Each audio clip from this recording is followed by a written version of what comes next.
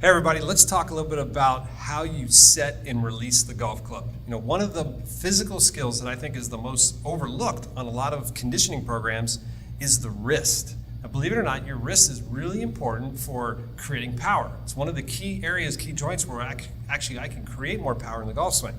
Now let me show you what the best players in the world do and how they release the golf club, and then we'll talk about how to test your wrist and see if it's the problem. Okay, I think the key here is if I go to the top of the backswing, I want you to watch what happens to the wrist with the best players in the world as they start the downswing. Okay, and if I'm really focusing on my left hand first, okay? Most players, when they get to the top of the backswing, the wrist has a little bit of extension. Now, of course, we do have some great players out there now that have a little bit more flex in here, but it's gonna be anywhere between here and here, right? We're gonna see any of these angles here. But let's say you're like most players have a little bit of arch here in their wrist. When they start the downswing, here's what you're gonna see. As they start, the first thing that we notice is the wrist starts to flex. That's called flexion, right? So they start to flex. They don't do this, they start to flex. Some people, it's hard to even flex like this without moving the club. So first thing they do is they flex, then they start coming down, and now the next thing they do is they start to unhinge. They start to go this way, and the last thing they do is they rotate, right? So if I look at the sequence that happens, is it flexes, it unhinges, and then it rotates. In that order, with the best players in the world. That's how they compress the ball. The loft on their 4-iron looks more like a driver by the time they get to contact.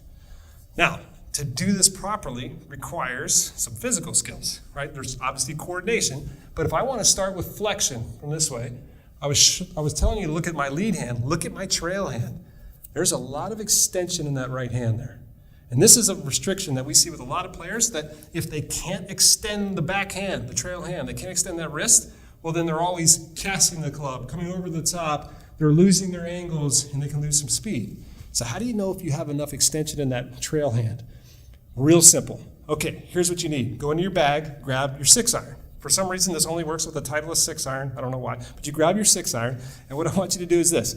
You take your 6-iron, you lay it across your forearm. Now, all kidding aside, industry standard with a 6-iron is around 60 to 62 degrees lie angle. That's the lie angle of the club. We're going to use that angle. Put that 6-iron on your forearm, make a fist.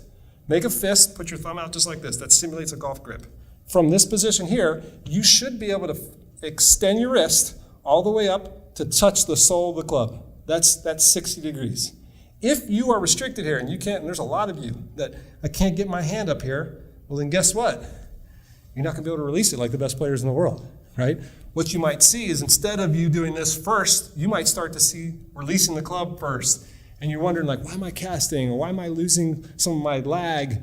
Well, it could be your wrist. And anytime that wrist is restricted, well, that's when you want to go figure out why. Because there's some simple things we can do in the gym with some of your medical professionals to help improve your wrist extension.